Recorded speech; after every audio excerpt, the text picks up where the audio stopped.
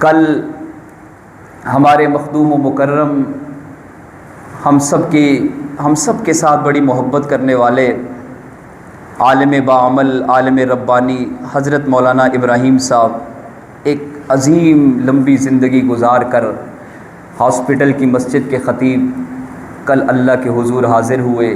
کل ان کی وفات ہوئی، عصر کے بعد ان کا نماز جنازہ ادا کیا گیا۔ موت العالمی موت العالم، عالم کی موت گویا کہ پوری عالم کی موت ہے۔ آپ علیہ الصلاۃ والسلام نے فرمایا کہ اللہ تعالیٰ کل قرب قیامت میں علم کو اٹھائیں گے۔ علم کیسے اٹھے گا؟ علم ایسے اٹھے گا کہ اللہ علماء کو موت دیں گے۔ علماء اٹھیں گے تو ان کے سینے میں جو علم محفوظ تھا وہ بھی ساتھ ساتھ اٹھ جائے گا۔ اللہ تعالیٰ ان کی مساعی جمیلہ کو قبول فرمائے۔ رسالت میں آپ علیہ الصلاۃ والسلام تشریف فرما تھے۔ آپ علیہ السلام کے سامنے سے ایک جنازہ گزرا۔ آپ علیہ السلام نے فرمایا کہ وجبت۔ صحابہ کرام نے سنا، خاموش ہو گئے۔ کچھ دیر کے بعد ایک اور جنازہ گزرا۔ آپ علیہ السلام نے فرمایا وجبت۔ صحابہ نے سنا، لیکن اب عرض کی یا رسول اللہ کیا وجہ ہے کہ ایک جنازہ پہلے گزرا، آپ نے فرمایا وجبت، لازم ہو گئی۔ دوسرا جنازہ بعد میں گزرا، آپ نے پھر وہی ارشاد فرمایا۔ اس کی حکمت کیا ہے؟ آپ صلی اللہ علیہ وسلم نے فرمایا کہ یہ جو پہلا جنازہ گزرا تھا، جب یہ گزرا تم لوگ اس میت کے متعلق یہ کہہ رہے تھے کہ بہت برا شخص تھا، اس نے زندگی بڑی بری گزاری ہے، اس نے ہمیں بڑا دکھ دیا ہے، بہت ستایا ہے، بہت پریشان کیا ہے، بہت بے عزت کیا ہے، بڑا ذلیل کیا، بڑا رسوا کیا۔ جب تم نے اس کی برائیاں بیان کی، میں نے کہا وجبت، اس کے لیے جہنم واجب ہو گئی۔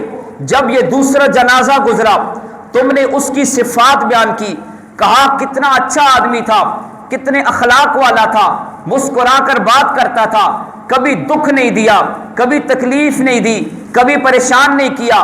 میں نے اس کے لیے کہا وجبت، اس کے لیے جنت واجب ہو گئی۔ پھر آپ علیہ السلام نے فرمایا انتم الشہداء فی الارض، تم زمین میں اللہ کے گواہ ہو، جانے والے کے متعلق جو اس کے اعمال تمہارے ساتھ ہوتے ہیں، اس کے متعلق جو تم نظریہ اور تصور قائم کرتے ہو، اللہ اس کے متعلق ویسا فیصلہ فرماتے ہیں۔ اگر تم اس کے صفات بیان کرتے ہو، اچھائیاں بیان کرتے ہو، اللہ اس کے لیے جنت کا فیصلہ کرتے ہیں۔ اگر وہ برا تھا تم اس کی برائیاں بیان کرتے ہو، اس کے لیے جہنم کا فیصلہ ہو جاتا ہے۔ اس لیے یہ سوال نہیں ہے کہ زندگی کتنی گزار کے جا رہے ہو، سوال یہ ہے کیسے گزار کے جا رہے ہو۔ یہ سوال نہیں ہے کہ مر کیسے رہے ہو، سوال یہ ہے تمہارے جنازے میں لوگ تمہارے متعلق کیا کہہ رہے ہیں۔ تمہارے جانے کے بعد آج اپنے دل پہ ہاتھ رکھ کر ایک منٹ کے لیے سوچئے گا کہ آج اگر جمعے کے بعد ہم چلے جائیں، موت آ جائے، دنیا سے رخصت ہو جائے، میرے متعلق، آپ کے متعلق لوگ کیا کہیں گے؟ لوگوں کا تصور کیا ہوگا؟ لوگوں کی سوچ کیا ہوگی؟ لوگوں کی باتیں کیا ہوں گی؟ جو لوگوں کی باتیں ہوں گی اللہ ویسا حکم ارشاد فرمائیں گے۔